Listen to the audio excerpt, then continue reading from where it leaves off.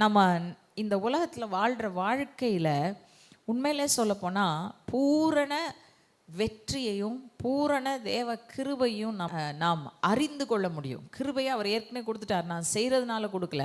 ஆனால் அந்த கிருபை என் வாழ்க்கையில் செயலாற்றணும் அப்படின்னா நான் அந்த கிருபை செயலாற்றக்கூடிய சரியான இடத்துல இருந்தேன்னா தான் அது என் வாழ்க்கையில் செயலாற்றி கொண்டே இருக்கும். ஸோ இது ரொம்ப அழகாக அவர் சொல்கிறாரு, கீழ்ப்படிதல். கீழ்ப்படிதல் கேட்டோம், அப்படி கீழ்ப்படிதலை பெற்றுக்கொண்டோம் அப்படின்னா நிச்சயமாகவே நாம் என்ன செய்ய முடியும்?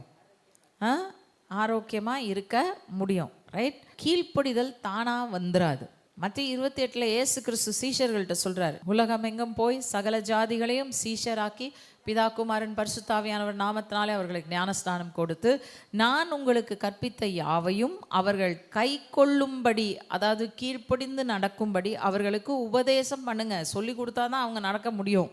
ரைட்? அதே போல தான் unless the Holy Spirit teaches us, பரிசுத்த ஆவியானவர் நமக்கு கற்றுக் கொடுக்காவிட்டால் அதிலே நாம் நடக்க முடியாது. பரிசுத்த ஆவியானவர் நமக்கு உதவி செய்யாவிட்டால் நாம் கீழ்ப்படிந்து நடக்க முடியாது என்பது உண்மை.